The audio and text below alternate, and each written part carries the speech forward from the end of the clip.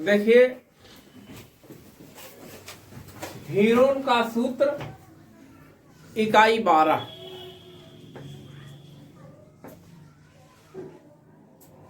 इसमें आप इस सूत्र को सीखने से पहले त्रिभुजों के बारे में भी कुछ जानकारी प्राप्त करेंगे। त्रिभुज क्या होता है? तीन भुजाओं से घिरी हुई आकृति को त्रिभुज कहते हैं।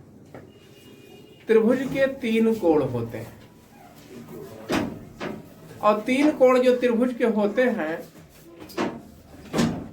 सभी भी गतिविधियों का यूज करने के उपरांत 180 अंश से अधिक नहीं हो सकते। यानी त्रिभुज के तीनों कोणों का योग आपने पढ़ा है 180 अंश होता है, लेकिन आपने भुजाओं के आधार पर त्रिभुजों के प्रकार सीखा है पिछली कक्षाओं में। कोणों के आधार पर, भुजाओं के आधार पर आपने सीखा है क्या? विषम बाहु त्रिभुज, जिस त्रिभुज की तीनों भुजाएं बराबर ना हो या असमान हो, विषम बाहु त्रिभुज।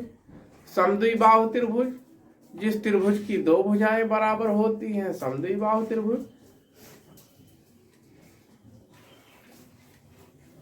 समबाहु त्रिभुज, जिस त्रिभुज की तीनों भुजाएं बराबर होती हैं उसे समबाहु त्रिभुज कहते हैं। इसी क्रम में आपने कोणों के आधार पर पढ़ा था। समकोण त्रिभुज, जिस त्रिभुज का एक कोण 90 एंगल हो, समकोण हो, समकोण त्रिभुज। न्यून कोण त्रिभुज आपने पढ़ा था, जिस त्रिभुज के तीनों कोण क्या हो? न्यून कोण हो।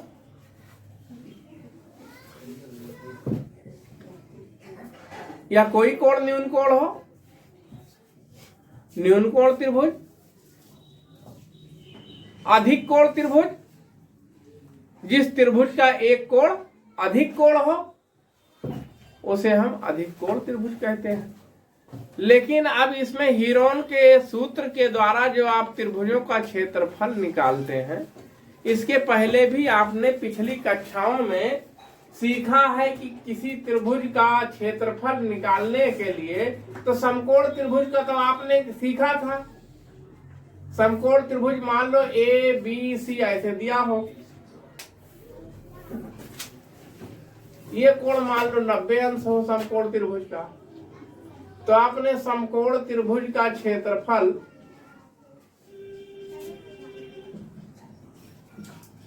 पढ़ा था आधार गुणे लंब बटा, ये आधार हो जाता था, ये क्या हो जाता था? ये समकोण त्रिभुज का क्षेत्रफल तो निकालना जानते थे। कभी कभी विषम बाहु त्रिभुज में भी आप समकोण त्रिभुज का जब क्षेत्रफल निकालते थे क्या कर देते थे? सामने की भुजा से ऐसे लंब अगर खींच देते थे, ये 90 अंश हो जाता था, तो इसमें भी निकालने में आसानी हो जाती थी। तो यहाँ आप ये पूरा पूरा आधार कहते थे, आधार गुणे लंब बटा 2, यानी शीर्ष से अगर इस सामने की भुजा पर लंब खींचा गया हो किसी त्रिभुज में तो ऐसे भी निकाल लेते थे, आधार गुणे लंब बटा 2, वही सूत्र से उपयोग। लेकिन किसी किसी में तीनों भुजाएं असमान हो, उसमें कोई एंगल 90 अंश बन ही ना रहा हो, तो वहां हीरोन के सूत्र का प्रयोग करते हैं। पिछली कक्षाओं में आपने परिमाप निकालना सीखा था। किसी आयत का परिमाप कैसे निकालते थे? आयत का परिमाप,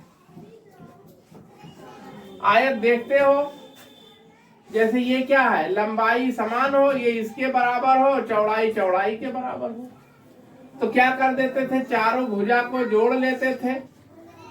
यानी अगर परिमाप का मतलब देखो, यक्स, ये सपोज दैट यक्स हो, ये चौड़ाई वाई हो तो धन वाई, फिर देखो ये क्या हो गया यक्स, फिर ये क्या हो गया वाई, तो ये आ जाता था 2x और धन 2y, यानी 2 कॉमन ले लेते थे तो लंबाई धन चौड़ाई, इस तरीके से आप परिमाप ज्ञात करते थे। तो ठीक इसी प्रकार से त्रिभुज का भी परिमाप हम ज्ञात करते हैं। तो त्रिभुज का परिमाप ज्ञात करते समय बी सी, इसमें देखो त्रिभुज ए बी सी। मान लो ए की सामने की भुजा स्मॉल ए से लिखते हैं और बी के सामने की भुजा स्मॉल बी से लिखते हैं, सी के सामने की भुजा स्मॉल सी से लिखते हैं। तो इनका परिमाप निकालेंगे। परिमाप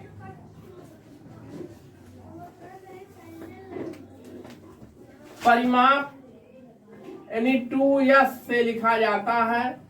तो त्रिभुज की भुजाओं का परिमाप ए धन बी धन सी, तीनों भुजाओं को ए धन बी धन सी को जोड़ लेते थे तो यही त्रिभुज का परिमाप होता है, जिसे हम 2s से लिखते हैं।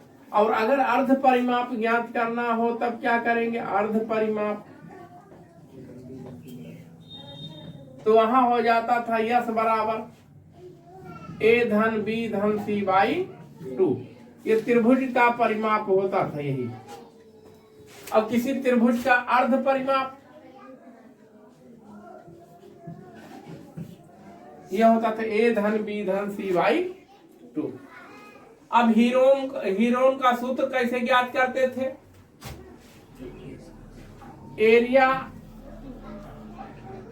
एरिया ऑफ त्रिभुज कौन? ए बी सी।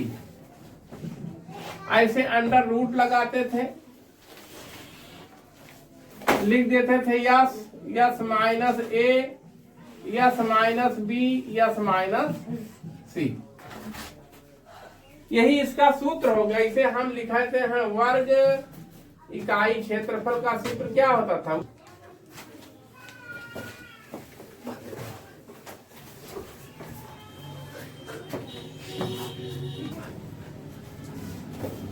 समबाहु त्रिभुज का क्षेत्रफल। ये देखो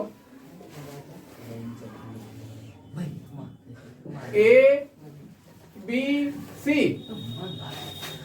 समबाहु त्रिभुज की तीनों भुजाएं बराबर होती हैं ए ए ए, तो इसका क्षेत्रफल निकाला जाता है। समबाहु त्रिभुज का क्षेत्रफल क्या होता? √3/4 भुजा का वर्ग। सीखे हो ना? वर्ग इकाई समबाहु त्रिभुज का क्षेत्रफल निकालने का सूत्र। अब इसी क्रम में आप देखो एक्सरसाइज 12.1।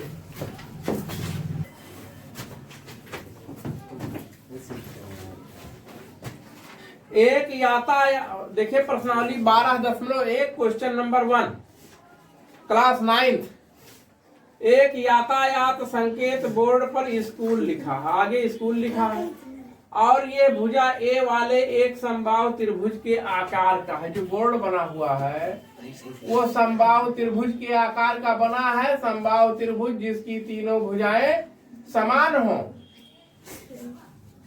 ए जिसकी भुजा क्या दिया है? ए।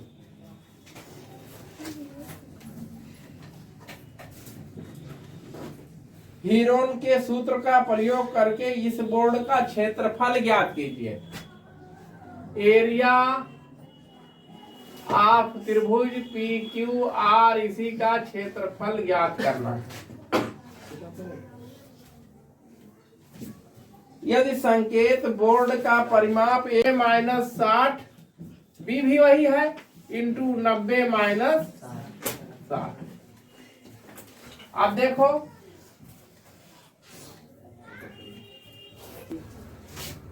यही उत्तर।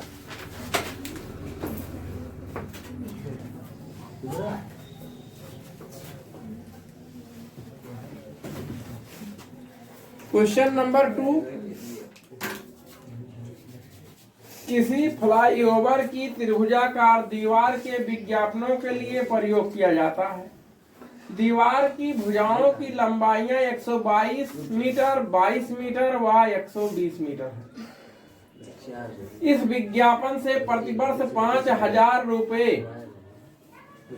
प्रति वर्ग मीटर की दर से प्राप्ति होती है।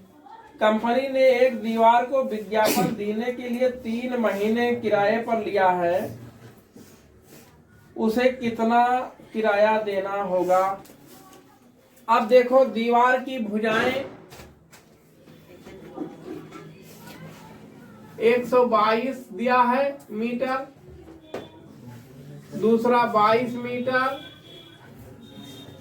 तीसरा 120 मीटर। ये भुजाएं हैं दीवार की। तो सबसे पहले आप इसका परिमाप निकालो। 2s इक्वल टू a धन b धन c आपने सुना था। 2s इक्वल टू 122 धन 22 धन 120 जोड़ के बताओ। 2s इक्वल टू, अब त्रिभुज का क्षेत्रफल निकाल लो।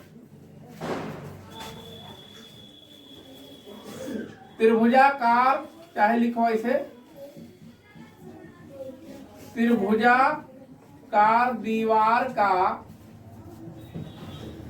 क्षेत्रफल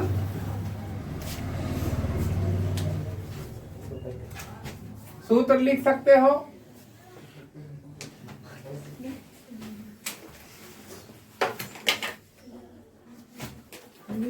yes minus a, s minus b, s minus c. बच्चों s 132 minus a, suppose that a हो गया, ये बी मान लो, इसको मान लो सी। 132 minus 122, 132 minus 22, 132 minus 120। देखो मान सही रखा गया है। फिर 132, 22 घटाओ, शून्य हो जाएगा, 3 में से 2 गए 1। 22 घटाओ 110, इसमें से 12 गुणनखंड कर दो।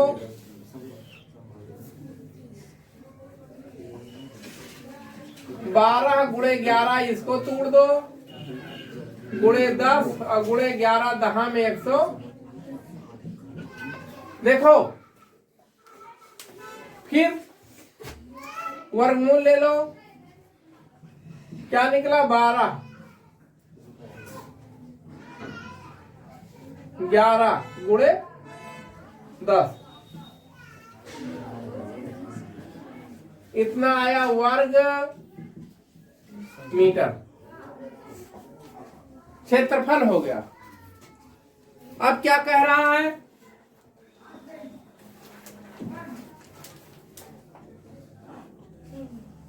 इस विज्ञापन को 5000 रुपया प्रति वर्ग मीटर की प्राप्त होती, प्रति वर्ष।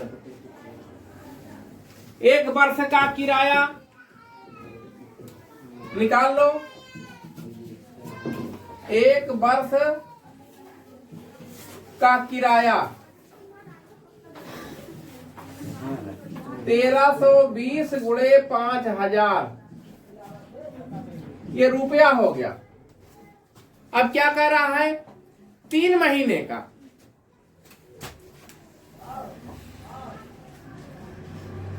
तीन महीने का किराया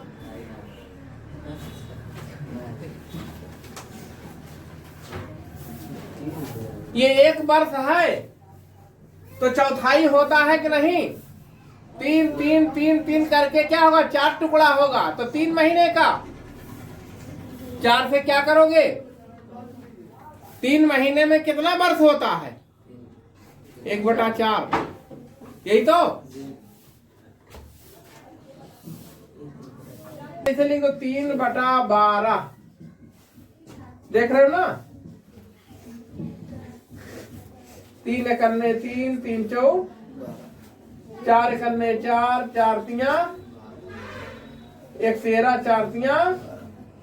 अब यह हो जाएगा 330 गुणे 5000 रुपया। कुल बहुत हो गया, 1 0 2 0 3 0 4 0, 5 तिहाई 15, 5 तिहाई 15, 1 कितना रुपया हो गया उत्तर। इंड बंद करो।